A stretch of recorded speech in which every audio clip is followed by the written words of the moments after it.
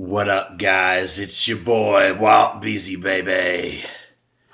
And I am here to react to the 2021 Royal Rumble pay per view.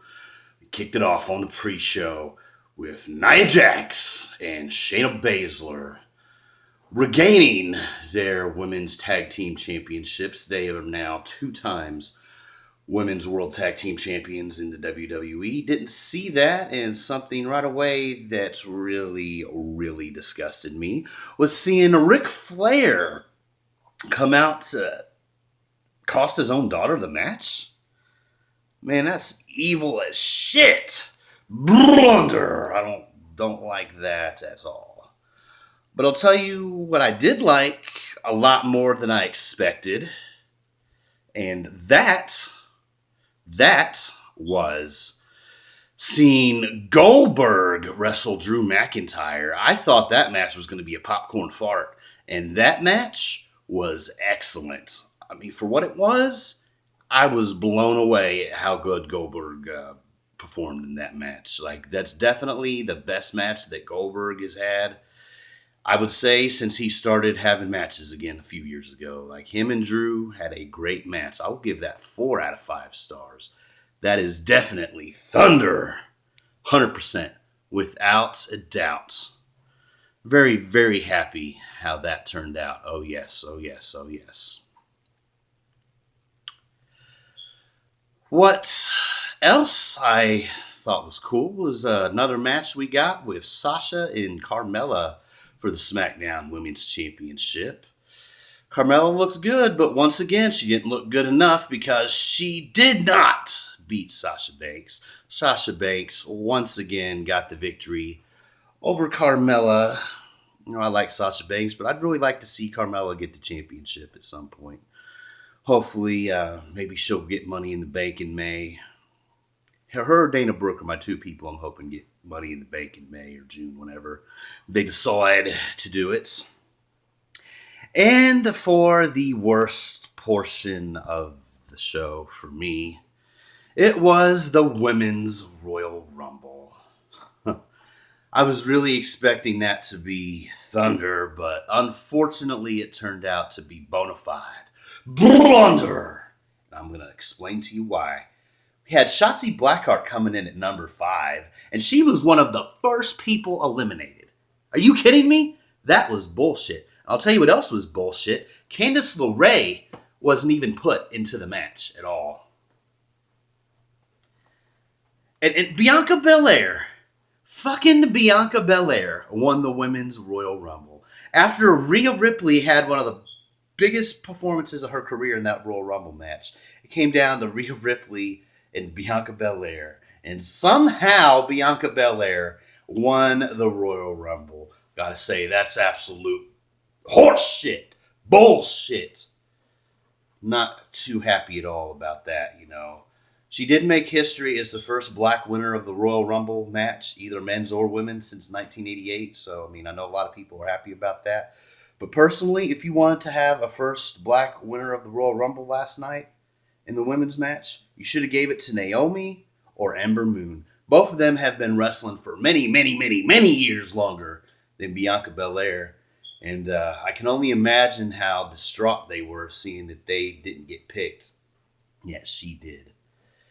You know, a lot of people like her. It is what it is, but I don't. I ain't gonna bullshit you. Walt Beezy, baby. Ain't gonna lie to you.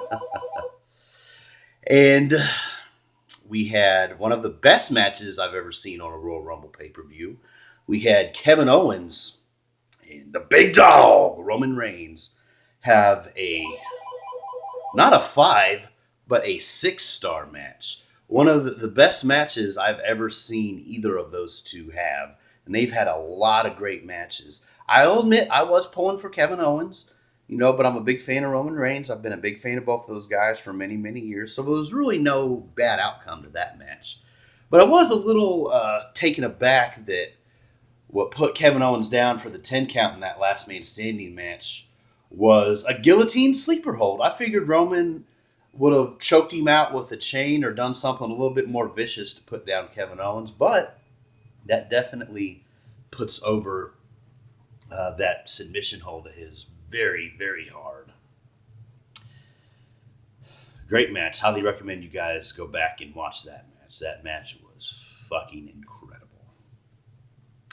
Thunder! The definition of thunder. Kevin Owens and Roman Reigns. And we get to the main event, the men's Royal Rumble. Gotta say, I've never seen a Royal Rumble start out with that much star power. You know, not only did it start with Randy Orton and Edge at 1 and 2, Mustafa Ali got in there pretty early. Dolph Ziggler got in there pretty early. And it was interesting. Dolph Ziggler has had the second amount of highest amount of Royal Rumble match appearances, and the guy who had the first highest amount of Royal Rumble appearances, Kane, is the one that eliminated Dolph. I thought that was a very nice, logical touch. My brain really enjoyed seeing that. That was cool. That it took the guy who had the most Royal Rumble appearances to eliminate the guy with the second most. So I thought that was cool. I wish Kane would have been in there a little bit longer. It was really cool seeing Carlito Caribbean Cool come back and the first time in over a decade. Man, he's never been in that good a shape, ever. Like, he could definitely come back for another run, like a full-time run after that performance. We also got to see the return of Captain Charisma, Christian Cage, a.k.a. Christian, back into the WWE. And he actually made it all the way to the final 4 of the match. That was cool. It looked like Randy Orton had got injured, and then at the very end, it looked like he was going to eliminate Edge, but it was Edge who eliminated Randy Orton. And Edge is now a 2-time winner of the Royal Rumble. Really enjoyed the men's Royal Rumble. I'm just a little disappointed we didn't get to see Adam Cole, baby, enter the match. He was my pick to win. Also was hoping for Baron Corbin to win. Those were my 2 picks, Adam Cole and Baron Corbin. And Baron Corbin had another short Rumble appearances. Like, he was not in that match hardly at all. It was disappointing. But I did enjoy the men's Royal Rumble match a hell of a lot more than I enjoyed the women's. I will give the men's Royal Rumble match 4.5 stars out of 5. The women's Royal Rumble match is, I'm going to give that a dud. That there was nothing happening in that match. That match was torture to watch. Hated it. But as much as I hated the women's Royal Rumble, I loved the men's Royal Rumble hundreds and hundreds of times more. Overall, I will give this Royal Rumble 2021 broadcast a healthy 8 out of 10. I'm not going to let that one match ruin my perspective on the whole show that I didn't enjoy, but overall, it was a great, tremendous show. 8 out of 10. So that means it's Thunder.